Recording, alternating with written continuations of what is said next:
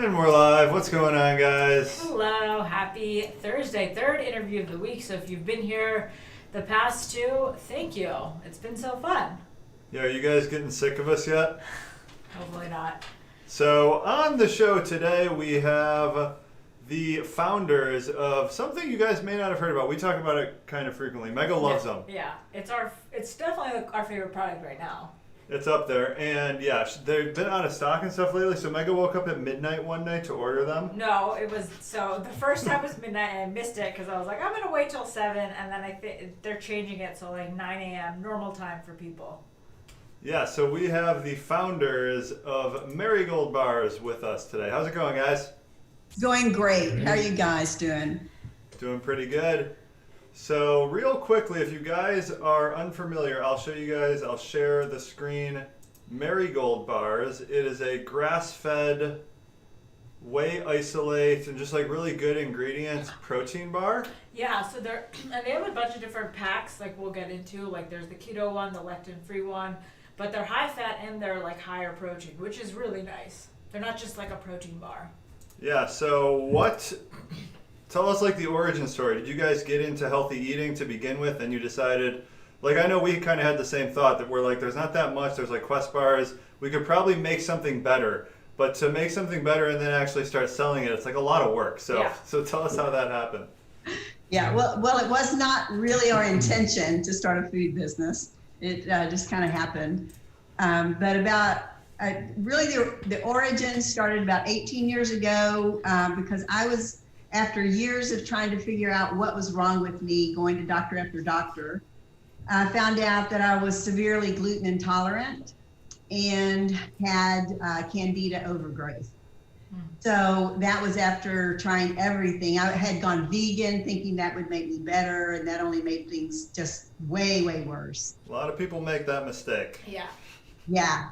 So I went from eating vegan to eating nothing but meats and green vegetables because I couldn't have any sugars either because of the candida. So it was a dramatic change or change in what I was eating, but within a month, I just felt so much better. And so that became my new way of life. And my husband, Steve, this is Steve. I'm Marianne, sorry. Steve has always kind of known that he did better on a low sugar diet, but never really faithfully followed it, and even didn't once I started it. And so that was kind of the first maybe, and I got more and more into nutrition, and people that I knew saw the difference in my life. And so I ultimately started an online weight loss program, and it was really a nutrition program. And I taught local classes. And through that's how MariGold bars started, because people asked me to recommend a bar. And I tasted Quest bars and read the ingredients and just wasn't really for me. And I'm a very much of a purist. And so I just went in my kitchen and took some things I had on the shelf and made some bars. And I took them to my friends to try, and they liked them. And they said, and so I took a second one, and they liked those. And, it was first, well, if you make these, we'll buy them. And that's kind of how it started. And we had to learn, all about food licensing and all that, because you can't sell to just anybody without a license. So at first I did just sell to friends, but then we got the license, and then it was like, well, where are we going to make them? So since we were gluten-free, that was a problem because we couldn't just go into any kitchen and lease a kitchen. Yeah. So what we did was we converted a back room of our house into a food factory, got it certified, and I mean a little factory. It was like 10 by 13 square feet. Like closet. It was little. Yeah, what was your production rate back then? Oh, Lord, I don't know.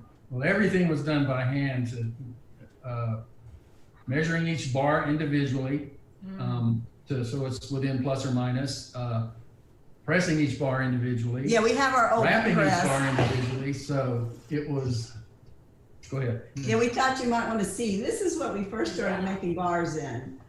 We had some little tins, and so that's kind of what defined the shape and size of our bars. We started making them in here. We had like a meat They call it a chicken press. Well, at first we just used a meat. Well, yeah, actually, thing and pressed it in by hand pressed hand. each one, yeah. And then we got the chicken press. Yeah, then we figured out, well, you could stack these things on top of each other. We put them in a chicken press and we press them down to flatten them out. And that's when we finally decided to do the Kickstarter thing. It was to get some better equipment. We got really old really quick. Yeah. Doing it all by hand. So, but that's kind of how it started. So I'm looking at your website, and I've never actually been here before. Mega does all the snack ordering. And I looked at it. I look at it so much because I just always want to like browse all the new flavors and what's going on, which you guys have a lot of. So we'll talk about So I think what Mega orders us. Do you order the keto pack? that. So I have ordered the keto pack, but I think I like the. Because you also have one here, which is low prebiotic fiber pack. Oh, is that new? Well, it used to be Low-FODMAP. Oh, okay. Yeah, it's So- basically the same thing. I think I get the lectin-free one because it has the paleorific bar, which Matt really likes. I don't really discriminate too much. I'll just eat whatever. I don't even look at the flavor. I just grab it, eat it. She's more like Very looking picky. through the flavors. And you also have these fat bombs too, which we've tried, which are pretty good. Those are really good as well. Yeah, and Yeah. those are lower carb, higher fat. But so when you were formulating these bars, what was like out there on the market, and maybe today is still out on the market, that you wanted to avoid? Because I think most people, the demographic they're shooting for is people that just want like a slightly healthier alternative to either candy bars or like normal protein bars. So that's kind of like what a Quest bar, the void that fills. But what did you want to avoid in your bars? When I first started, Quest bars had artificial sweeteners, and those have always been a no-no for me. So no artificial sweeteners, and I consider sucralose an artificial sweetener. And so that was a big one. Plus, I wanted grass-fed whey isolate, and I wanted whey isolate, not whey concentrate, because people that have gluten intolerance often have a cross intolerance for casein, which is in whey concentrate. So it had to be whey isolate. It had to be cold natured or denatured so that it retained all the good enzymes that are in whey isolate. And so those were kind of, and I wanted to use coconut oil, you know, very much into using good high quality oils. So like right now, that's what we use still. We use ghee like this, or we use coconut oil like this. So those What are about- the only two kinds of oils. What about the different fibers they put in protein bars and stuff these days? What should be avoided if you're trying to do a low carb diet? Well, everyone's different. So some people have higher tolerances to fiber than others. That's kind of why we have the low prebiotic bars, because they have a lower fiber content in them. The ones with chicory root fiber, of course, have a higher fiber content. But even at that, none of ours have a huge, sorry, we have dogs. No, you're okay. So even at that, none of our bars have a huge fiber content in them. None of them have over 10, I think over 9 grams of fiber. Okay. And then when formulating the bars, was it a really quick, like, you got to what you wanted when you started selling them? Or was there like a lot of different ingredients you tried with that didn't work out at all?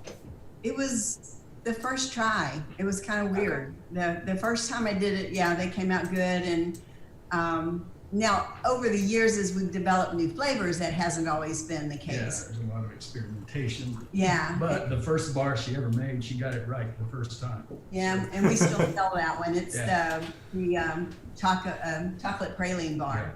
Okay, Yeah. that one's a good one. Good question here in chat from Suzanne. She asks, help to understand why the higher quality products, you probably run into this a lot. Like people may look at your bars and they're like, those are expensive, right?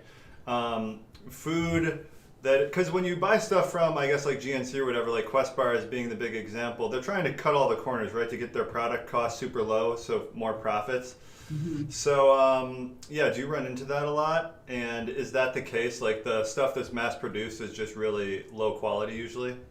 That's exactly it. I mean, it's why is grass-fed meat more expensive than feedlot meat, you know? It's Yeah. because it costs more to produce high-quality products. And, we're not trying to scalp people at all. We just have to charge what we are charging for the ingredients. And, if you look at this ghee, you can tell it's good grass-fed ghee. It's not some kind of cheap vegetable corn oil that's produced for little of nothing. Yeah. And this goes into all of our bars. And also we are pretty, well, we'll get into this in a minute, but like in 2018, Steve was diagnosed with cancer. And at that time, even though we ate really clean, he got totally on board, and we ate super clean and no GMOs whatsoever. And so none of our products have GMOs in them either. And so you pay extra for those types of products, or those types of ingredients which go into our products. Yeah, so people in chat are asking about lectins. Can you go into that a little bit? That's something that people like to avoid. That's like a big part of your market. It is a big part of our market. A lot of people with digestive issues have found that it's can be attributed to lectins. And lectins are basically they're the shell of peas, seeds, nuts. And so lectins are the plant's protective, they're the plant's protective mechanism. And so they attack the gut enzyme when we eat them. And so a lot of people that have leaky gut, it can have been caused from lectins. And so people want to avoid them. And so lectin-free means that the lectins have been removed from the product, or the product naturally does not contain lectins. Yeah, that's like the plant paradox book is. I think people really got into it after reading that, right? Yeah, exactly. And we had always had bars that were lectin-free, even though I didn't really know what lectins were at that time. And then the Plant Paradox book came out, and we found out that our bars were exactly what were being recommended in that book.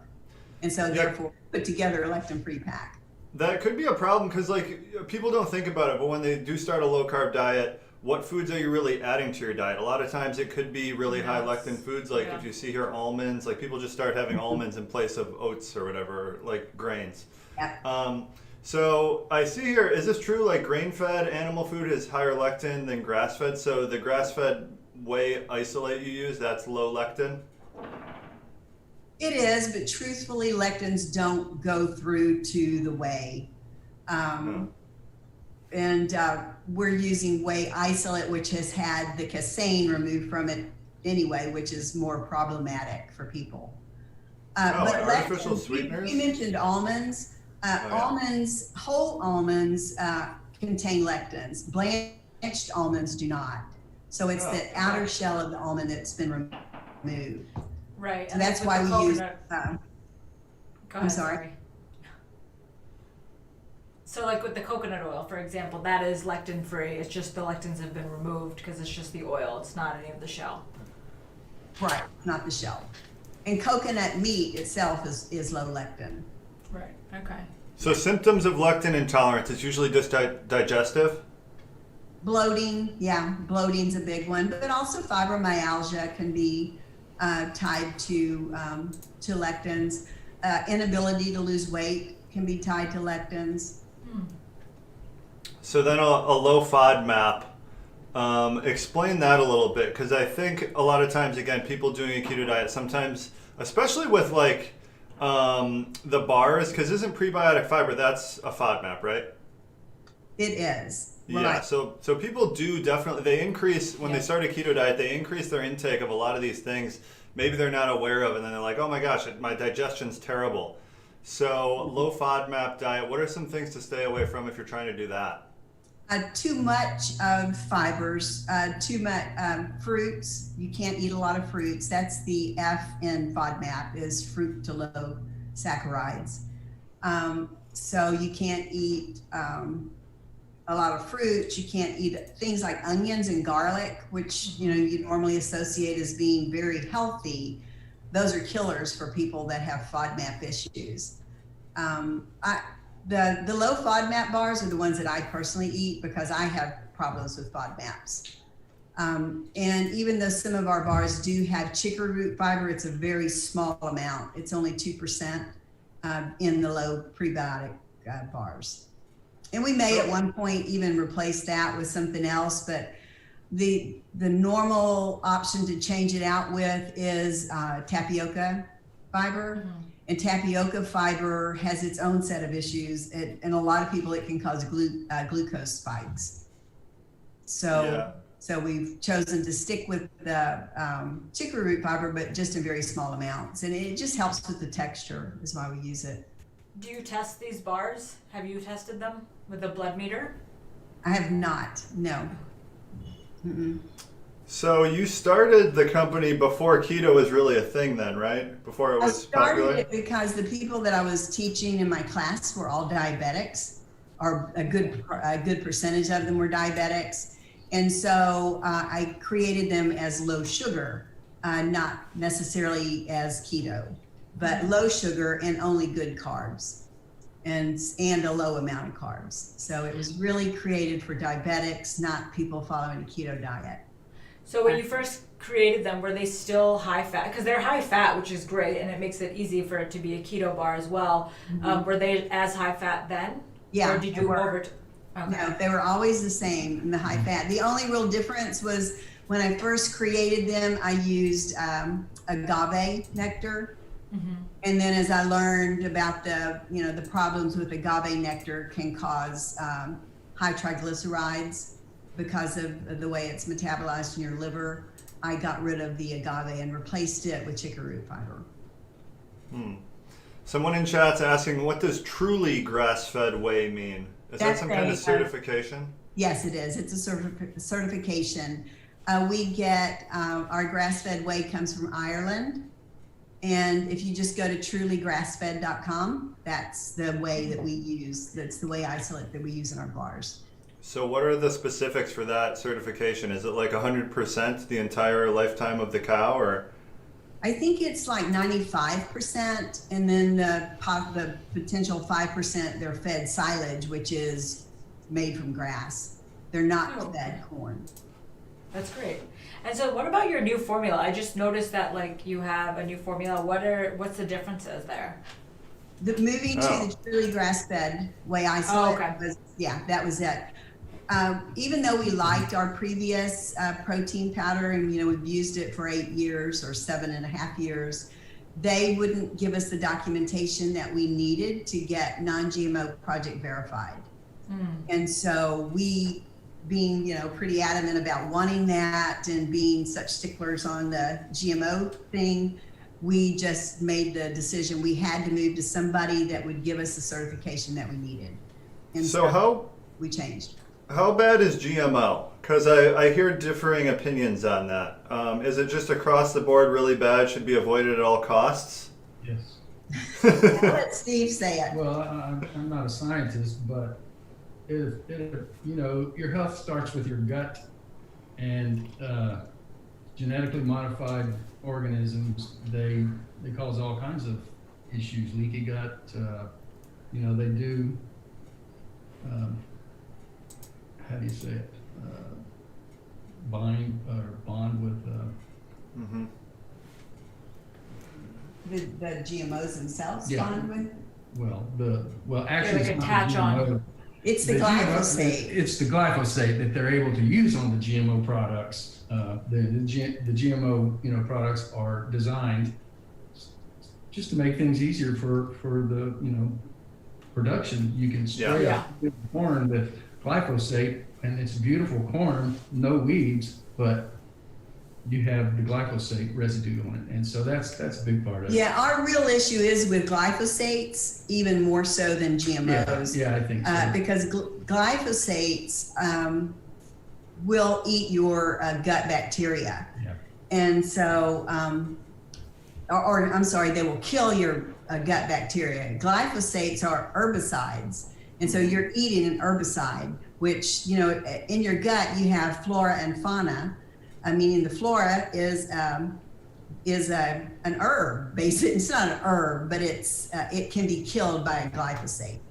So that, we believe, is what leads to a lot of leaky gut and all kind of gut permeability issues.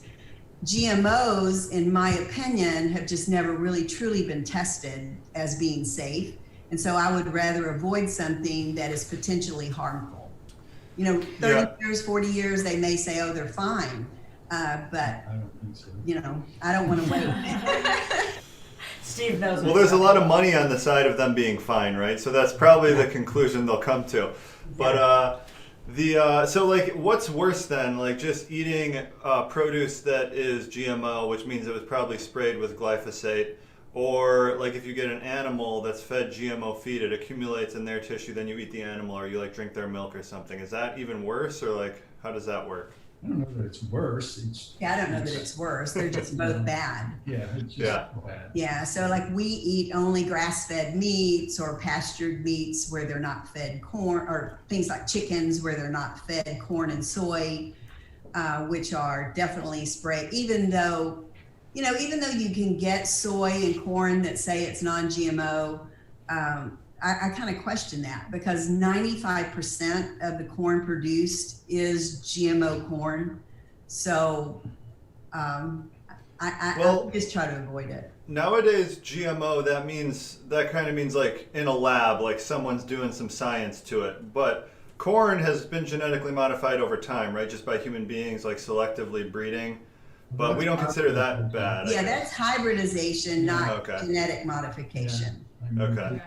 Corn, they'll incorporate an actual insecticide in the corn that kills pests. So it's there. You eat it. Now you're eating insecticide also. Yeah, it seems like we just don't account for the unintended consequences. Because when you look at that, you're like, oh, the bugs aren't gonna eat the corn now. We get more corn, great. Right. We don't think like long term enough. Like, what does this do to the food supply? What does it do to human beings over the course of like a couple decades? Yeah. And even hybridization can be overdone. That's probably why wheat is such a problem anymore, because current wheat is nothing at all like wheat from 100 or 200 years ago because of hybridization, even though it's not genetically modified. But wheat is also sprayed quite often with glyphosate to help ripen it. Speed up the harvest. Yeah, to speed up the harvest. And then I'm curious about your candida that you mentioned that you had. How was that like diagnosed, or what kind of test did you go through to find that? My doctor had done blood tests. Okay. Yeah, and it was 18 years ago. I really don't remember which test she ran. I remember she ran IgG/IgA tests to determine the gluten intolerance, but I don't really remember what was done to determine the candida. And then for that, what do you do? Like just a low FODMAP diet? Pretty much so, yeah. So what does a day of eating look like for you today? Yeah, what are you guys up to? Oh, today. Yeah. Well, I mentioned Steve got cancer. Let's talk about that. Okay. Well, that's kind of when we began the keto lifestyle. That's when we began keto. Was when Steve got cancer. Yeah. Because even though we always ate really healthy, I ate too much fruit still. I just have a tendency to go back to eating too much fruit. But when Steve got cancer, and it was diagnosed as stage 3 aggressive prostate cancer, which he did beat within 6 months, all natural, all naturally. We did not. Great. No chemo, no radiation, no surgery, nothing. And I was like this close to going ahead with a conventional treatment, radiation in my case, because I wasn't a candidate for surgery. And insurance pushed back on part of the treatment, which was a hormone type treatment that's really expensive, and they pushed back. So it gave us a window of time there to begin to explore, alternatives. And so you were doing some research and found that in Europe they were using conventional treatments, but they were getting their patients into extreme ketosis, and they were able to use like 1/10 of the treatment and having really great success. So that kind of put us on on course for keto. So Yeah, and so we really started reading more about keto and about how, cancer needs sugar to survive. So, And by going into right. ketosis, you're getting rid of the feed for the cancer. You basically create an environment internally that cancer cells can no longer grow. So that What are the- we found, or you were friends with a doctor. He was a Functional medicine. medicine doctor. So it was all natural through several, we found out other issues that I had also with my detox channels were pretty much non-functional, that sort of thing. And so some really intense detox protocols and there are no pharmaceuticals whatsoever. And from May to November, it was confirmed with an MRI in May. November, I had a follow-up MRI, and basically the doctors. The doctor said, "Holy crap! It's not just shrunk; it's gone." Yeah. Wow. And so I've had 2 or 3 follow-up MRIs. 3. And my 4th one I'll have next month. Just to make sure we're all clear, and then after that maybe once a year. So. Yeah. What So that's was how their we got into response? keto, Yeah. Okay. and we still eat keto. We cycle in and out, really, truthfully. We cycle in and out, but our idea of cheating is eating sweet potatoes. We don't go out and eat junk. We just We've still cut out all sugars, except every now and then we'll have, like she says, like a sweet potato or something like that. So no sugar. Do you have a bar every day? I assumed you were gonna say we have a bar every single day. Well, I don't do well with whey, but Okay. I was living during that time. I was half the time I was living on fat bombs. That's that's why we basically when developed she fat began bombs. to develop the fat bombs. And so I eat 2, 3, 4, 5 fat bombs They're so good. every day. So Yeah. Yeah, and I eat a Cinnabon bar every morning for breakfast, and I normally eat half a cookie dough bar for dessert after dinner. your 106-year-old mother has a Yeah. MariGold bar every day and swears by it. Yeah, my mom's Wait, she's 106? Yeah, Yeah. Whoa. yeah. Still lives alone, and she eats a Pure Joy bar every day. That's my kind of woman. Pure Joy is my favorite. That's great. So when you were doing the diet specifically for cancer, which congratulations, of course, were you doing like a higher fat ratio? Were you really concerned with that? Or like what was your whole strategy? I guess if you want to be in high ketones, you want to do like more fat, less protein generally? With this, I'm not a detail person. I just kind of did what they told me to do. Oh, was the doctor on board? No. I'm sorry, I didn't hear. Say that again. Was the doctor on board with this? The doctor was on board. Yeah, absolutely. Oh, great. I was extremely compliant. The thing that in the very beginning when I met him, it was like, okay, doc, this cancer, what are we going to do about this cancer? And his, as opposed to the other doctor who was wanting to poison me his reply was, oh yeah, that's no problem. We can take care of that. And so I'm like, okay, let's do it. And so I was extremely compliant. They read all the things that they had me to do. Yeah. But you were asking about the fat ratios, protein ratios. He really didn't pay any attention to that. He just cut out all sugars and all carbs except for green vegetables. Right. And so do you think the doctors take this experience in and they're like adjusting their recommendations based on it? They're like, wow, this guy had a dramatic turnaround. I think they probably just look at it as you're an outlier, right? I don't know. Well, he's never gone back to the original doctor. Okay. So, the original doctor, when he found out that we were going to treat it naturally, he pretty much just wrote us off. Oh my gosh. Yeah, sometimes you just get looked at like a crazy person if you're like, I don't want the modern medicine. I want to try something different. Yeah. Right. You're an anti-science person. Yeah, I know. Well, No, not really. There's a lot of science as well. So, Yeah. Definitely. You don't hear about it from a lot of doctors, but there are a lot of studies, a lot of a lot of research. So, Yeah, as you're aware, they just skip the nutrition science, you know. yeah. Yeah. They just, it's only pharmaceutical science that they want to study, so. Yeah. People in chat are asking, what's the texture of the bars? What's the texture? MariGold bars are chewy.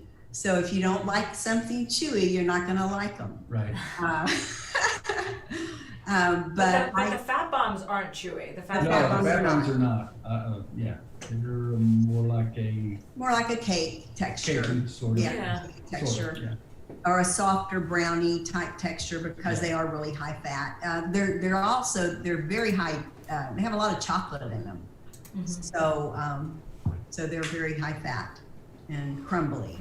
But the MariGold bars themselves are chewy, and I personally like that because I like to chew. It helps me feel satiated. If I eat fat bombs, I can just suck them down all day, and I don't necessarily get the feeling of being full. But with a bar, I can take it and I have to chew, and I intentionally make it last, at least 5 minutes or longer. Yeah. And it seems like they were actually truly meant to be a meal replacement compared to like other bars, which are like 150. A lot of yours are closer to 300, which I really like. I mean, I could overdo it easily, but was that the goal, like to have an actual meal on the go? It was because, as I'd mentioned, I was working with diabetics, and a lot of them wanted something that they could take with them throughout the day and use in place of the meal. So we just never marketed them as meal replacements because there was some kind of different tax issue if we called it a meal replacement. Yeah. And so we just call it a snack bar. Did you guys send us the fat bombs once? Like, have you reformulated those No? ever? Oh, okay, because I remember one time we got these fat bombs sent to us that were really terrible, but I guess it Oh, wasn't there. wait. I take that back. Yes, I did reformulate Yes? the fat bombs. Oh, When we Did first you send us the very first ones? yeah, Yeah, I think we I tried did. the original. And we didn't like them? Yeah, probably not. I didn't Okay. like them. Yeah, what happened was we used monk fruit in them, and we discovered that monk fruit initially tastes really good, but if it sits, it gets a really nasty taste to it. And so we just formulated them so that we don't use monk fruit any longer. Did the first one have mostly cacao butter? Was that the first ingredient? Or no? Well, the first ones were the fudge brownie ones and the Okay. lemon coconut. I don't think but these were them then. Because I remember we tried one a while ago that we No, hated. these were them, and you loved the bars, and I was like, I don't understand why these fat bombs taste like this. So and then we fell in love with this company. Okay, it was you guys. Yeah, it was. I mean, the fat bombs, the day I would make them, they tasted great. But if they would sit 3 or 4 weeks, Yeah. it just tasted horrible. And we discovered that's what happens with monk fruit. Gets And bitter. so, yeah, that's why we don't use Turns it. bitter. It turns very bitter. That's good to know. So is it hard being like a natural mom and pop style company competing with all these like big businesses and stuff? What's that like? We never really think about it. Yeah, I don't really think about it like that. No, I have a corporate background, so I can handle all the business dealings. I worked my degree's in computer science. I worked in the corporate field for a long time. Oh. So I can handle all that part of it. Right. But yeah, no, we I don't. mean, you're the scientist. I just handle the mechanical stuff and make sure things aren't broken. Make sure we're working. You got the chicken press. Yeah. So, and we have a great group. We don't physically make our own. Steve and I don't normally do hands-on No longer. pressing of bars any longer. I do develop all of the new formulas, but we have a team of 9 people right here. We started in our house, as I mentioned, and then slowly the house kind of took over, and we had a bedroom left, and that the rest of it was MariGold bars. So, and that was terrible. But we've just never been willing to compromise and to make our bars fit traditional machinery that's available for co-packers. We would have had to change our formulation. And so we were never willing to do that. And so we have kind of done it the hard way and just built our own equipment. Well, everything is and- custom that we Yeah, use everything's in order custom. to handle the material, the product. Hmm. So That makes it hard for And- people and to we don't- compete with you then. Yeah. we do have some automation. We're still very hands-on, our people, but we're not doing it pressing the bars by hand. We have some Hydraulic presses hydraulic now. presses and Mhm. cutters and wrapping machine and that sort of stuff. So, Yeah. but it's still pretty small. Someone's asking about the macros and ingredients in the keto bars. They vary per bar pretty significantly, right? Usually when you see like Quest bars, they're all like 190 calories. Same. These vary a lot more. They in the vary a calories lot, and the yeah. macros. Yeah. For the protein bars, the thing that I was always trying to go for was at least 20 grams of protein on the protein bars. And so I would add in other things until I got it to be the texture or whatever that I wanted it to be, while keeping with that 20 grams of protein and always less than 4 grams of sugar. And so that was kind of for the protein bars. And then for the fat bombs, they don't vary quite as much. Some of them have more fat in them than the others, but none of them are low fat at all. I think the lowest fat one is 15 grams and the highest fat is 18 grams on fat bombs. And they're all around 7 grams of protein. Okay. Oh, yeah. And then another question in chat is, how do you deal with criticisms about your company? I take it very personally and I'm offended. Are people just like mean? I assume some people will try them and they don't like them, even though I'm looking at the site, they have all 5-star reviews basically, but there must be a few that don't like it, right? Exactly. Yeah. And I was kind of sort of joking when I said that about taking it. It's easy to handle. You just communicate and say our bar is not for you. Yeah. Yeah. But we have tried to make it very, very in your face on the website anymore that our bars are chewy. That seems to be the number one complaint that we'll get from people is that the bars are chewy and I don't like something chewy.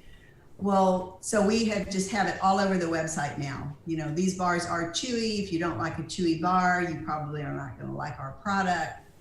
Yeah. Yeah. So, and I do get frustrated when people will complain because they didn't read the list of ingredients too. Yeah. You know, which we have everywhere available. But then somebody will say, "Well, I don't like stevia," and you know, thankfully I have someone that handles most of the customer service. Yeah. Service now. And then I noticed that when your new bars came out, like the new, I think it was 3 flavors, that's when you guys started getting a lot more orders and you had to like cut back like the time window of when you can order.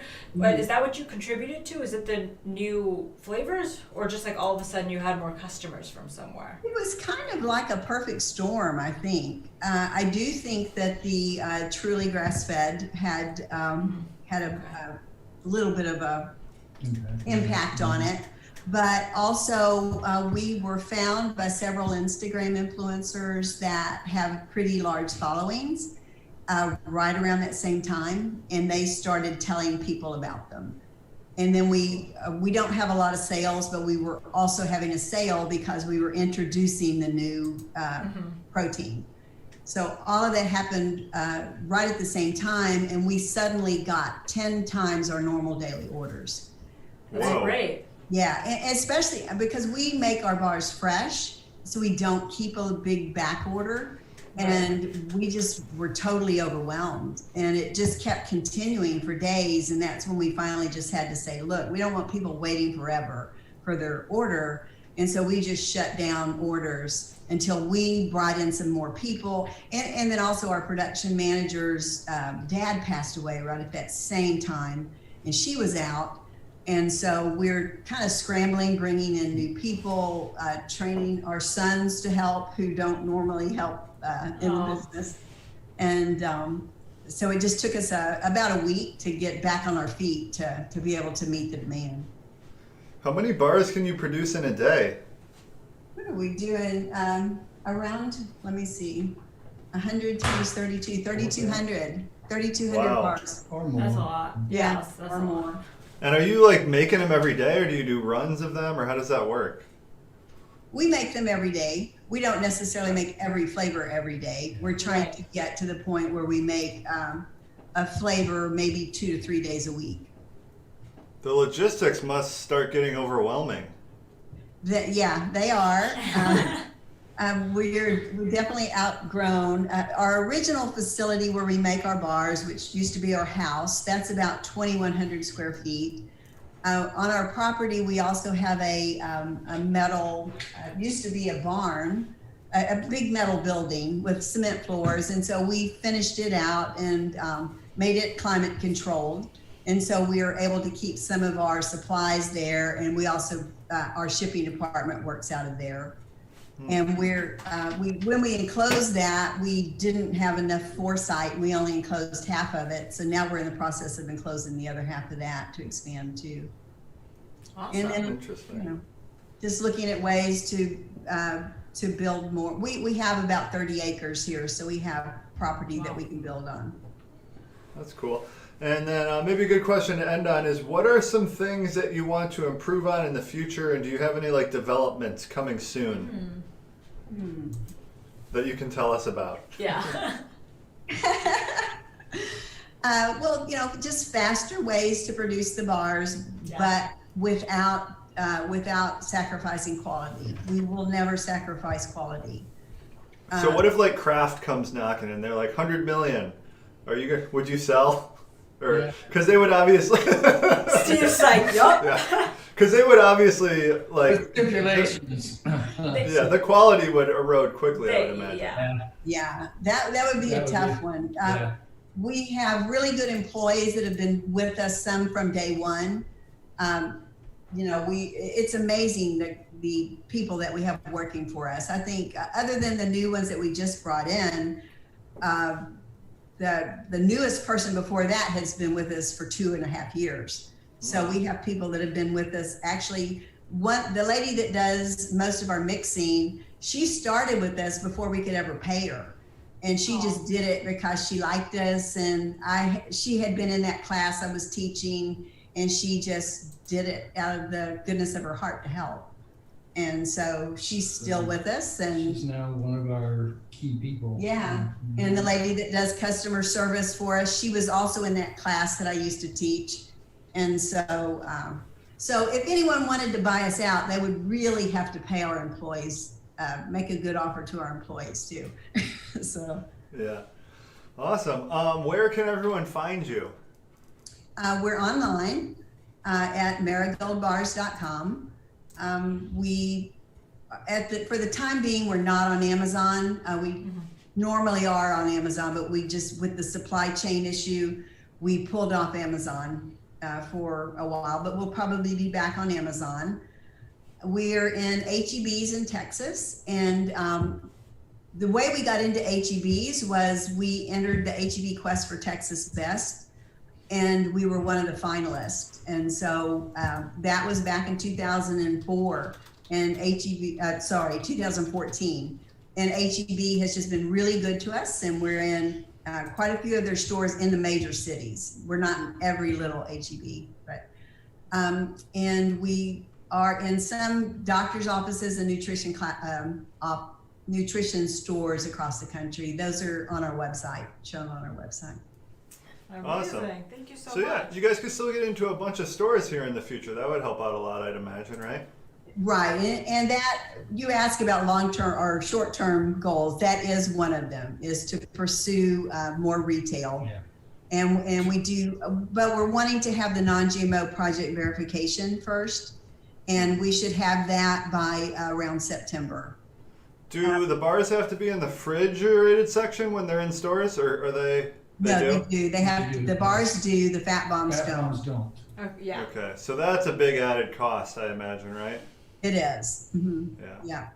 But at Okay. HEBs, they store them next to the kombucha tea and Oh, that perfect. type of area. Yeah. So It's a good area. yeah, it is.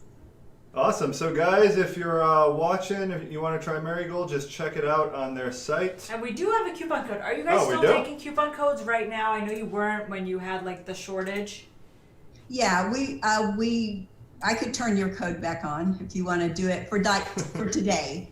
How about Yeah, that? 24 hours only. We can do that. For 24 hours, it's Keto Connect is the coupon Yeah. code. Maybe wait like a half hour after so they can turn it back on. Yeah, so I can turn it back on. Right. Awesome. Thanks so much for joining us. Thank you guys. Thank you. Appreciate you. Bye. Bye. That's going to do it for today, guys. That was fun, and you guys Yeah. now know how much we love MariGold bars. Yeah. Thank you. Well, I'll have to send you some. Your favorite's salty caramel, isn't it? We were doing the sign off for YouTube. We'll come back in one We'll come back one one sec to sec. you. Sorry. You're okay. Thanks so much for joining us, guys. We'll see you next week with another interview. Yeah, this is the last one of the week. We do have a recipe video, though, coming at around 3. It's breakfast sandwiches with homemade waffles. Yum. Or store-bought waffles. We show you 2 ways to make them. Thanks for joining us, though, guys. Bye. Bye.